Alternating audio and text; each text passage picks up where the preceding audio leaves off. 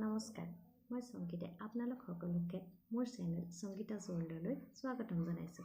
লগতে আগন্তুক ৰঙালী বিহুৰ শুভেচ্ছা জনাইছোঁ। মই আজি আপোনালোকৰ লগত এটা আইচিং কেকৰ ৰেচিপি শ্বেয়াৰ কৰিবলৈ ওলাইছোঁ। কেকটোৰ থিম মই বিহুৰ ওপৰত ৰাখিছোঁ, কিয়নো সন্মুখত আমাৰ ৰঙালী বিহু আহি আছে। কেকটো চাই আপোনালোকেও যদি ভাল পায়, আপোনালোকেও ট্ৰাই কৰি চাব পাৰে। ব'লক তেন্তে আমি আৰম্ভ কৰোঁ। প্ৰথমতে মই এটা বাউলত 5টা কণী এনেদৰে ভাঙি ল'লোঁ।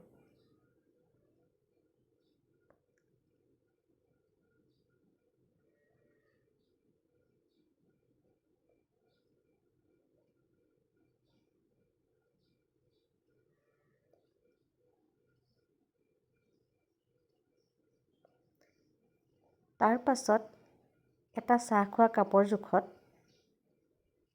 তাত 1 কাপ চেনি মই এড কৰি দিলোঁ।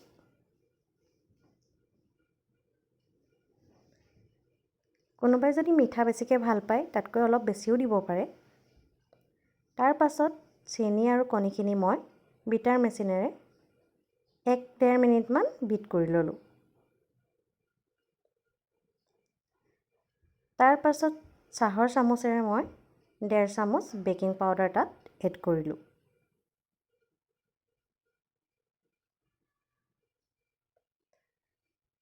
তাৰ পাছত তাত 5-6 টোপালমান মই ভেনিলা এচেঞ্চ এড কৰি দিলোঁ।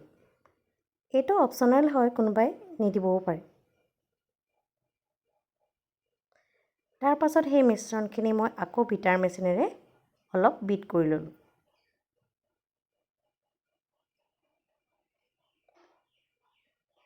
তাৰ পাছত সেই একেটা কাপৰ জোখতে মই 1.5 কাপ ময়দা তাত এড কৰিলোঁ।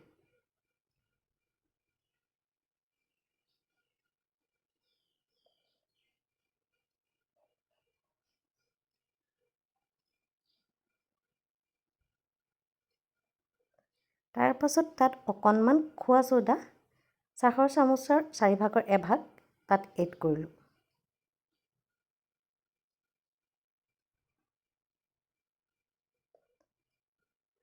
তাৰ পাছত অকণমান নিমখ তাত এড কৰি দিছোঁ। তাৰ পাছত সেই মিশ্ৰণখিনি আকৌ এবাৰ ভালদৰে বিটাৰ মেচিনেৰে বিট কৰি লৈছোঁ।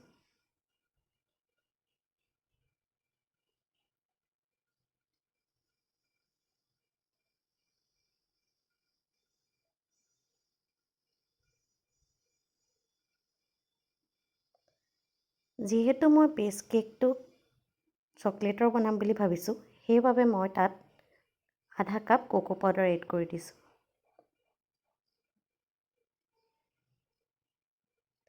তাৰ পাছত আটাইখিনি মই বিটাৰ মেচিনেৰে ভালদৰে বিট কৰি লৈছোঁ।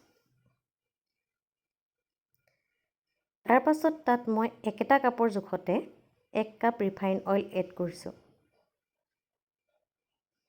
আকৌ ভালদৰে গোটেই মিশ্ৰণখিনি বিটাৰ মেচিনেৰে বিট কৰি লৈছোঁ।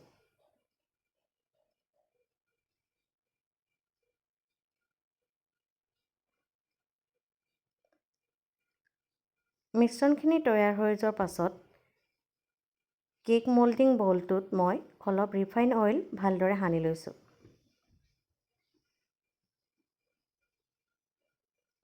তাৰ পাছত মই আগতে কাটি ৰখা কাগজৰ পিচটো তাত ভালদৰে বহুৱাই দিছোঁ।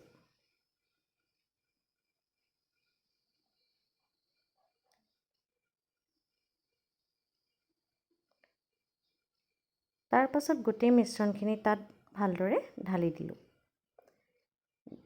দি ভালদৰে অলপ জোকাৰি দিছোঁ যাতে এয়াৰ বাবলবোৰ আঁতৰি যায় তাৰ পৰা। এনেদৰে কৰাৰ পাছত মই কেক অভেনত মই 20ৰ পৰা 25 মিনিট সময় বেক কৰিলোঁ, যিটো মোৰ ৰেকৰ্ডিং কৰা নহ'ল বাৰু। তাৰ পাছত এনেদৰে মই এখন চুৰিৰে ছাইডটো হেৰি কৰি কেকটো উলিয়াই ল'লোঁ। চাওকচোন কিমান স্পঞ্জি হৈছে। কেকটো হৈ যোৱাৰ পাছত মই হুইপ ক্ৰীমখিনি ৰেডি কৰি ল'বলৈ। সেই একেটা কাপৰ জোখত মই 2 কাপ হুইপ ক্ৰীম লৈছোঁ। মই ডিলাইটৰ হুইপ ক্ৰীমটো ইউজ কৰোঁ। আপোনালোকে বেলেগ হুইপ ক্ৰীমো ইউজ কৰিব পাৰে। হুইপ ক্ৰীমখিনি মই নাম্বাৰ 3 দি 2-3 মিনিটমানৰ কাৰণে হুইপ কৰি লৈছোঁ। তাৰ পাছত আপুনি বাতিটো যদি এনেকৈ উল্টাই দিয়ে, যদি হুইপ ক্ৰীমখিনি বাগৰি নাযায়, তেতিয়া জানিব যে আপোনাৰ হুইপ ক্ৰীমখিনি ৰেডি হৈ গৈছে। তাৰ পাছত কেকটো মই সমানে 4 পিচ কৰি লৈছোঁ। তাৰ পাছত এখন কেকৰ বৰ্ড লৈ তাত অলপ হুইপ ক্ৰীম লগাই লৈছোঁ, যাতে কেকটো পৰি নাযায়। তাত প্ৰথমৰ কেকৰ পিচটো তাত দি দিছোঁ। দি তাত মই আগতীয়াকৈ ৰেডি কৰি ৰখা চুগাৰ চিৰাপখিনি অলপ অলপকৈ এডাল ব্ৰাছেৰে দি দিছোঁ। চুগাৰ চিৰাপটো দিলে কেকটো অলপ কোমল হয়, লগতে অলপ সোৱাদো বাঢ়ে। তাৰ পাছত এখন নাইফেৰে হুইপ ক্ৰীম অলপ তাত ওপৰত লেয়াৰ এটা বনাই দিছোঁ। তাৰ পাছত নেক্সট পিচটো আকৌ তাৰ ওপৰত এড কৰি দিছোঁ। আকৌ প্ৰথমতে দেখুৱাৰ দৰে মই চুগাৰ চিৰাপখিনি তাত লগাই দিছোঁ। দি তাত আকৌ মই হুইপ ক্ৰীম আৰু অলপ চকলেট চিপ্ছ এড কৰিছোঁ। কৰি গোটেই কভাৰটো হুইপ ক্ৰীমেৰে কভাৰ কৰি দিছোঁ। কভাৰ কৰি হৈ যোৱাৰ পাছত মই এখন টিচু পেপাৰেৰে কেক বৰ্ডখন অলপ চাফা কৰি দিছোঁ। তাৰ পাছত আধা ঘণ্টামানৰ কাৰণে মই কেকটো ফ্ৰিজত ছেট হ'বৰ কাৰণে ৰাখি দিলোঁ। সেই সময়তে মই ফণ্ডেণ্টখিনি ৰেডি কৰি ল'লোঁ। ফণ্ডেণ্টটো ৰেডিমেডকৈ কিনিবলৈ পোৱা যায়।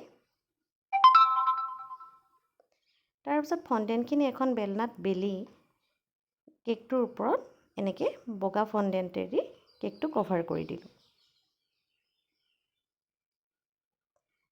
তাৰ পাছত বগা আৰু ক'লা ফণ্ডেণ্টে মই এটা তিল পিঠাৰ শ্বেপ দিছোঁ।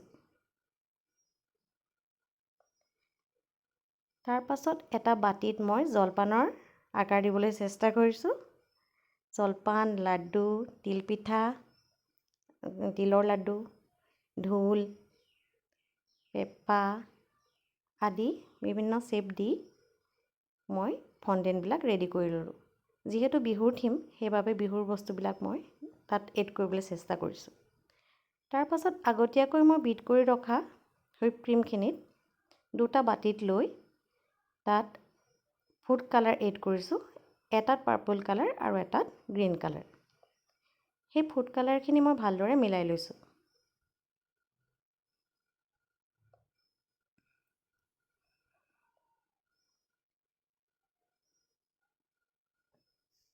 ফুড কালাৰখিনি ভালদৰে মিলাই লোৱাৰ পাছত এটা পাইপিং বেগত মই সেই ফুড কালাৰখিনি ভৰাই লৈছোঁ।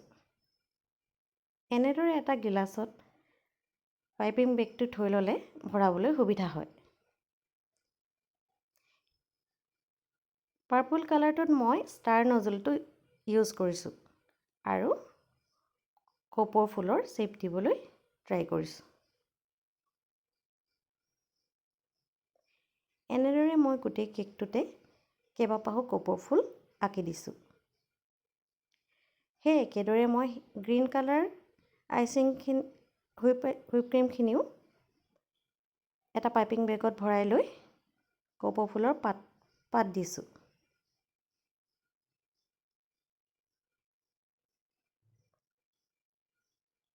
গোটেইকেইপাহ কপৌ ফুলতে পাতবিলাক আঁকি দিলোঁ।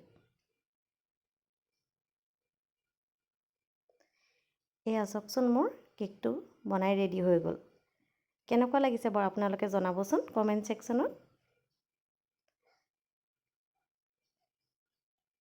বিহু বুলি কিবা এটা নতুন ট্ৰাই কৰিবলৈ মন গ'ল, সেইবাবে বনালোঁ। মই কোনো এক্সপাৰ্ট নহয়। আপোনালোকে কেনেকুৱা লাগিলে জনাবচোন।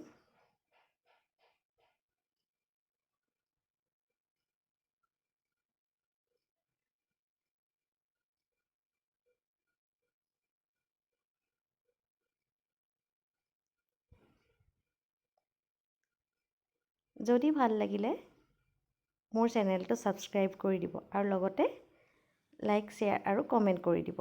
ধন্যবাদ।